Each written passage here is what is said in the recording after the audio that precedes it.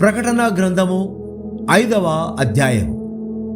మరియు లోపటను వెలుపటను వ్రాత కలిగి 7 ముద్రలు గట్టిగా వేసియున్న యొక్క గ్రంథము సింహాసనమునందు ఆసీనుడయుండు వాని కుడి చేత చూచితిని. మరియు దాని ముద్రలు తీసి ఆ గ్రంథము విప్పుటకు యోగ్యుడైన వాడెవడని బలిష్ఠుడైన యొక్క దేవదూత బిగ్గరగా ప్రచురింపగా చూచితిని. అయితే పరలోకమందు గాని భూమి మీద గాని భూమి క్రింద గాని ఆ గ్రంథము విప్పుటకైనను చూచుటకైనను ఎవరికి శక్తి లేకపోయాను.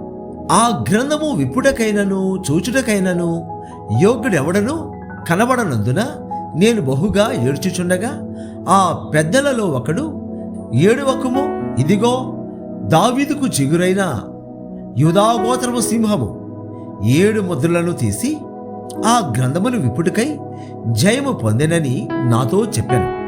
మరియు సింహాసనమునకును ఆ 4 జీవులకును పెద్దలకును మధ్యను వధింపబడినట్లుండిన గొర్రెపిల్ల నిలుచుండుట చూచితిని. ఆ గొర్రెపిల్లకు 7 కొమ్ములను 7 కన్నులు నుండెను. ఆ కన్నులు భూమి అంతటికి పంపబడిన దేవుని 7 ఆత్మలు. ఆయన వచ్చి సింహాసనమునందు ఆసీనుడయుండు వాని కుడి చేతిలో నుండి ఆ గ్రంథమును తీసుకొనెను. ఆయన దానిని తీసుకొనినప్పుడు ఆ 4 జీవులను, వీణలను, ధూపద్రవ్యములతో నిండిన సువర్ణ పాత్రలను పట్టుకొని ఉన్న ఆ 24 పెద్దలను ఆ గొర్రెపిల్ల ఎదుట సాగిలపడిరి. ఆ పాత్రలు పరిశుద్ధుల ప్రార్థనలు. ఆ పెద్దలు, నీవు ఆ గ్రంథమును తీసుకొని దాని ముద్రలను విప్పుటకు యోగ్యుడవు. నీవు వధింపబడిన వాడవై నీ రక్తమిచ్చి ప్రతి వంశములోను ఆయా భాషలు మాట్లాడు వారిలోను ప్రతి ప్రజలోను ప్రతి జనములోను దేవుని కొరకు మనుష్యులను కొని మా దేవునికి వారి యొక్క రాజ్యముగాను యాజకులను గాను చేసితివి గనుక వారు భూలోకమందు ఏలుదురని క్రొత్త పాట పాడుదురు. మరియు నేను చూడగా సింహాసనమును, జీవులను, పెద్దలను ఆవరించిన అనేక దూతల స్వరము వినబడెను. వారి లెక్క కోట్ల కొలదిగా ఉండెను. వారు వధింపబడిన గొర్రెపిల్ల శక్తియు, ఐశ్వర్యమును, జ్ఞానమును, బలమును, ఘనతయు, మహిమయు, స్తోత్రమును పొందనర్హుడని గొప్ప స్వరముతో చెప్పుచుండెరి. అంతటా పరలోకమందును భూలోకమందును భూమి క్రిందను సముద్రములోను ఉన్న ప్రతి సృష్టము అనగా వాటిలోనున్న సర్వమును సింహాసనాసీనుడయ్యున్న వానికిని గొర్రెపిల్లకును స్తోత్రమును, ఘనతయు, మహిమయు, ప్రభావమును యుగ యుగములు కలుగునుగాకని చెప్పుట వింటిని. ఆ 4 జీవులు ఆమెన్ అని చెప్పగా ఆ పెద్దలు సాగిలపడి నమస్కారము చేసిరి. ప్రకటన గ్రంథము 6వ అధ్యాయము. ఆ గొర్రెపిల్ల ఆ 7 ముద్రలలో మొదటి దానిని విప్పినప్పుడు నేను చూడగా ఆ 4 జీవులలో ఒకటి రమ్ము అని ఉరుము వంటి స్వరముతో చెప్పుట వింటిని. మరియు నేను చూడగా ఇదిగో ఒక తెల్లని గుర్రము కనబడెను. దాని మీద ఒకడు విల్లు పట్టుకొని కూర్చుండి ఉండెను. అతనికి ఒక కిరీటం ఇయ్యబడెను. అతడు జయించుటకు బయలు వెళ్ళెను. ఆయన 2వ ముద్రను విప్పినప్పుడు రమ్ము అని 2వ జీవి చెప్పుట వింటిని. అప్పుడు ఎర్రనిదైన వేరొక గుర్రము బయలు వెళ్ళెను. మనుషులు ఒకరినొకడు చంపుకొన్నట్లు భూలోకములో సమాధానము లేకుండా చీటకు ఈ గుర్రం మీద కూర్చున్న వానికి అధికారం ఇయ్యబడెను. మరియు అతనికి ఒక పెద్ద ఖడ్గమియ్యబడెను. ఆయన 3వ ముద్రను విప్పినప్పుడు రమ్ము అని 3వ జీవి చెప్పుట వింటిని. నేను చూడగా ఇదిగో ఒక నల్లని గుర్రము కనబడెను. దాని మీద ఒకడు త్రాసు చేత పట్టుకొని కూర్చుండి ఉండెను. మరియు దేనారమునకు 1 సేరు గోధుమలనియు, దేనారమునకు 3 సేర్ల యవలనియు, నూనెను, ద్రాక్షారసమును పాడు చేయవద్దనియు ఆ 4 జీవుల మధ్య ఒక స్వరము పలికినట్టు నాకు వినబడెను. ఆయన నాలుగవ ముద్రను విప్పినప్పుడు రమ్ము అని 4వ జీవి చెప్పుట వింటిని. అప్పుడు నేను చూడగా, ఇదిగో పాండుర వర్ణము గల ఒక గుర్రము కనబడెను. దాని మీద కూర్చున్న వాని పేరు మృత్యువు. పాతాళ లోకము వానిని వెంబడించెను. ఖడ్గము వలనను, కరువు వలనను, మరణము వలనను, భూమిలో నుండు క్రూర మృగముల వలనను భూనివాసులను చంపుటకు భూమి యొక్క 4వ భాగము పైన అధికారము వానికి ఇయ్యబడెను. ఆయన 5వ ముద్రను విప్పినప్పుడు దేవుని వాక్యము నిమిత్తమును తాము ఇచ్చిన సాక్ష్యము నిమిత్తమును వధింపబడిన వారి ఆత్మలను బలిపీఠము క్రింద చూచితిని. వారు, నాదా, సత్యస్వరూపి, పరిశుద్ధుడా, ఎందాక తీర్పు తీర్చకయు మా రక్తము నిమిత్తము భూనివాసులకు ప్రతిదండన చేయకయు ఉందువని బిగ్గరగా కేకలు వేసిరి. తెల్లని వస్త్రము వారిలో ప్రతి వానికి ఇయ్యబడెను.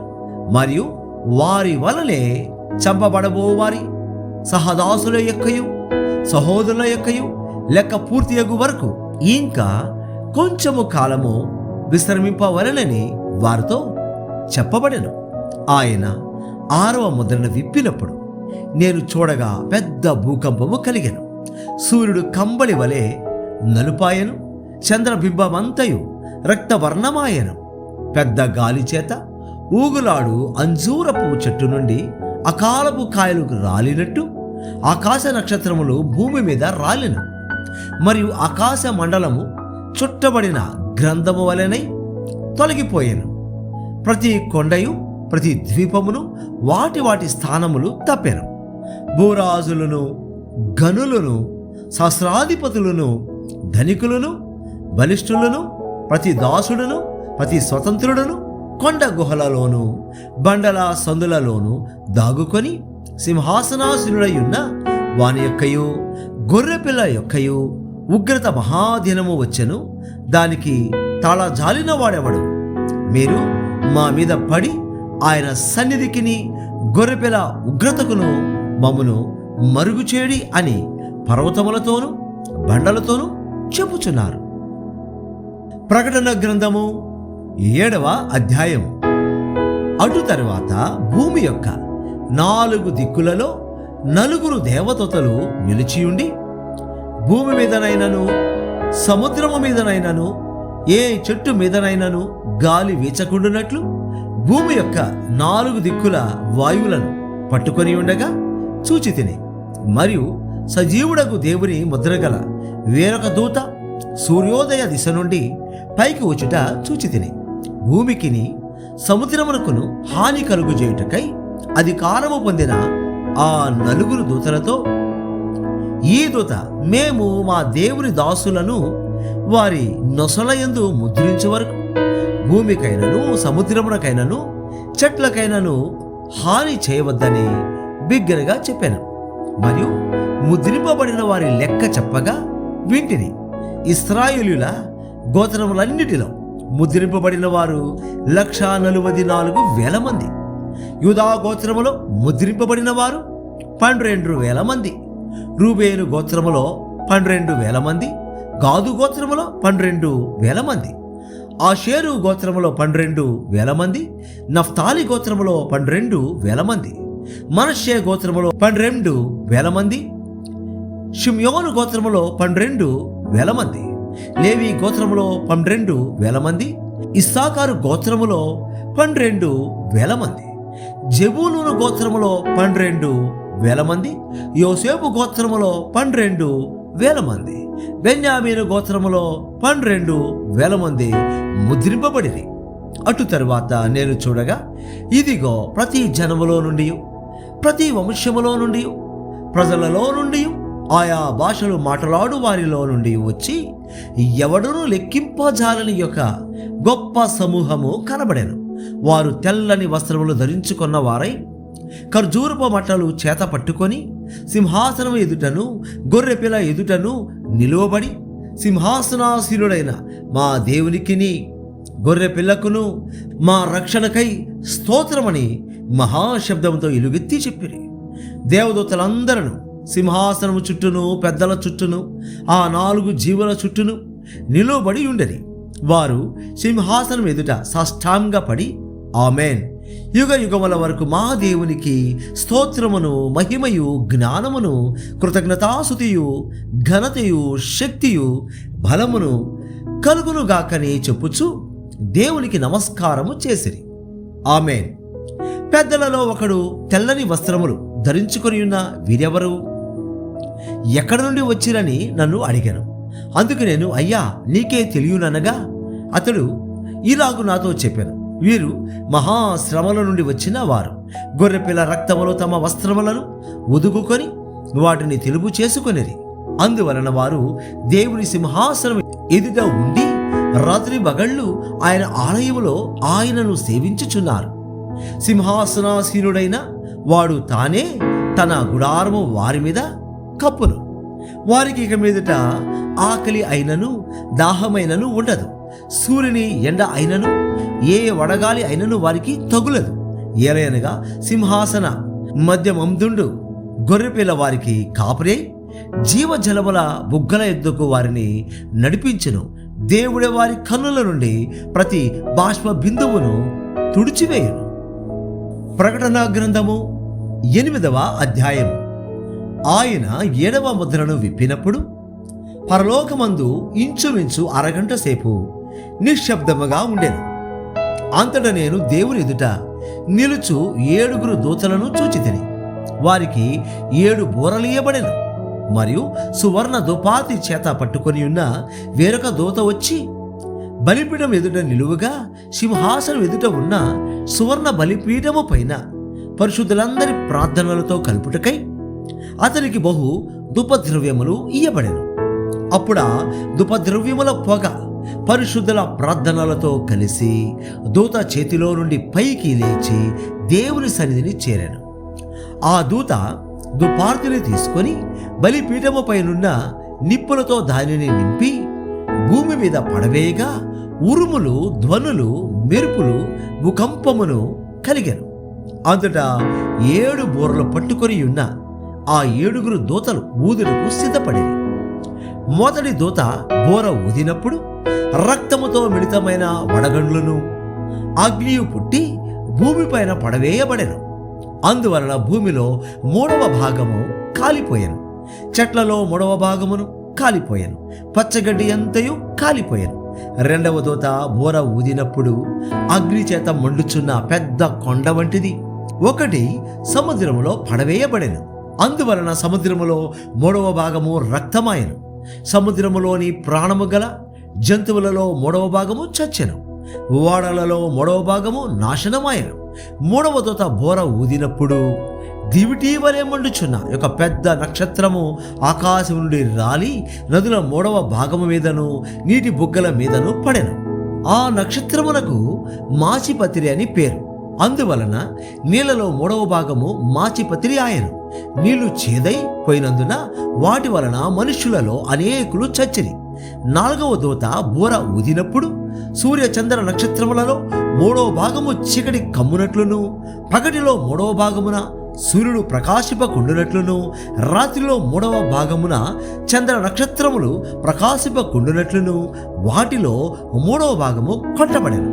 మరియు నేను చూడగా ఆకాశ మధ్యమున ఒక పక్షిరాజు ఎగురుచు బూరలు ఊదబోచున్న 3 దూతల బూరల శబ్దములను బట్టి భూనివాసులకు అయ్యో అయ్యో అయ్యో అని గొప్ప స్వరముతో చెప్పుట వింటిని. ప్రకటన గ్రంథము 9వ అధ్యాయం. 5వ దూత బూర ఊదినప్పుడు ఆకాశం నుండి భూమి మీద రాలిన యొక్క నక్షత్రమును చూచితిని. అగాధము యొక్క తాళపు చెవి అతనికి ఇయ్యబడెను. అతడు అగాధము తెరవగా పెద్ద కొలిమిలో నుండి లేచు పొగ వంటి పొగ ఆ అగాధములో నుండి లేచెను. ఆ అగాధములోని పొగ చేత సూర్యుని వాయుమండలమున చీకటి కమ్మెను. ఆ పొగలో నుండి మిడతలు భూమి మీదకి వచ్చెను. భూమిలో ఉండు తేళ్లకు బలమున్నట్టు వాటికి బలము ఇవ్వబడెను. మరియు నొసల యందు దేవుని ముద్ర లేని మనుషులకే తప్ప భూమిపైనున్న గడ్డికైనను ఏ మొక్కలకైనను మరి ఏ వృక్షమునకైనను హాని కలుగజేయకూడదని వాటికి ఆజ్ఞ ఇయ్యబడెను. మరియు వారిని చంపుటకు అధికారము ఇవ్వబడలేదు గాని 5 నెలల వరకు బాధించుటకు వాటికి అధికారం ఇవ్వబడెను. వాటి వలన కలుగు బాధ తేలు మనుషుని కుట్టినప్పుడుండు బాధ వలె ఉండును. ఆ దినములలో మనుషులు మరణమును వెతుకుదురు గాని అది వారికి దొరకదు. చావవలనని ఆశపడుదురు గాని మరణము వారి యొద్ద నుండి పారిపోవును. ఆ మిడతల రూపములు యుద్ధములకు సిద్ధపరచబడిన గుర్రములను పోలి ఉన్నవి. బంగారము వలె మెరయు కిరీటముల వంటివి వాటి తలల మీద ఉండెను. వాటి ముఖములు మనుష్య ముఖముల వంటివి. స్త్రీల తల వెంట్రుకల వంటి వెంట్రుకలు వాటికుండెను. వాటి పండ్లు సింహపు కోరల వలె ఉండెను. ఇనుప మైమరువుల వంటి మైమరువులు వాటికుండెను. వాటి రెక్కల ధ్వని యుద్ధమునకు పరుగెత్తునట్టి విస్తారమైన గుర్రపు రథముల ధ్వని వలె ఉండెను. తేళ్ల తోకల వంటి తోకలను కొండ్లను వాటికుండెను. 5 నెలల వరకు వాటి తోకల చేత మనుషులకు హాని చేయుటకు వాటికి అధికారం ఉండెను. పాతాళపు దూత వాటి పైన రాజుగా ఉన్నాడు. హెబ్రీ భాషలో వారికి అబద్దోన్ అని పేరు. గ్రీసు దేశపు భాషలో వాని పేరు అపోల్లోయోను. మొదటి శ్రమ గతించను, ఇదిగో మరి 2 శ్రమలు ఇటు తర్వాత వచ్చును. 6వ దూత బోర ఊదినప్పుడు దేవుని ఎదుట ఉన్న సువర్ణ బలిపీఠం యొక్క కొమ్ముల నుండి యొక్క స్వరము యూఫ్రటీసు అను మహానది యొద్ద బంధింపబడి ఉన్న 4 దూతలను వదిలిపెట్టుమని బోర పట్టుకొని ఉన్న ఆ 6వ దూతతో చెప్పుట వింటిని. మనుషులలో 3వ భాగమును సంహరింపవలెనని అదే సంవత్సరమున, అదే నెలలో, అదే దినమున, అదే గంటకు సిద్ధపరచబడి ఉండిన ఆ 4 దూతలు వదిలిపెట్టబడిరి. గుర్రపు రౌతుల సైన్యముల లెక్క 20 కోట్లు. వారి లెక్క ఇంత అని నేను వింటిని. మరియు నాకు కలిగిన దర్శనమందు ఇలాగు చూచితిని. ఆ గుర్రములకును వాటి మీద కూర్చుండి ఉన్న వారికిని నిప్పు వలె ఎరుపు వర్ణము, నీలవర్ణము, గంధక వర్ణముల మైమరువులుండెను. ఆ గుర్రముల తలలు సింహపు తలల వంటివి. వాటి నోళ్లలో నుండి అగ్ని ఉదుమ గంధకములు బయలు వెడలుచుండెను. ఈ 3 దెబ్బల చేత అనగా వీటి నోళ్లలో నుండి బయలు వెడలుచున్న అగ్ని ధూమ గంధకముల చేత మనుషులలో 3వ భాగము చంపబడెను. ఆ గుర్రముల బలము వాటి నొసల యందును వాటి తోకల యందును ఉన్నది. ఎందుకనగా వాటి తోకలు పాముల వలె ఉండి తలలు కలిగినవైనందున వాటి చేత అవి హాని చేయను. ఈ దెబ్బల చేత చావక మిగిలిన జనులు దయ్యములను, చూడను వినను నడువను శక్తి లేనివై బంగారు వెండి కంచు రాయి కర్రలతో చేయబడిన తమ హస్తకృతములైన విగ్రహములను పూజింపకుండా విడిచిపెట్టునట్లు మారు మనసు పొందలేదు. మరియు తాము చేయుచున్న నరహత్యలను, మాయా మంత్రములను, జార చొరత్వములను చేయకుండానట్లు వారు మారు మనసు పొందినవారు కారు.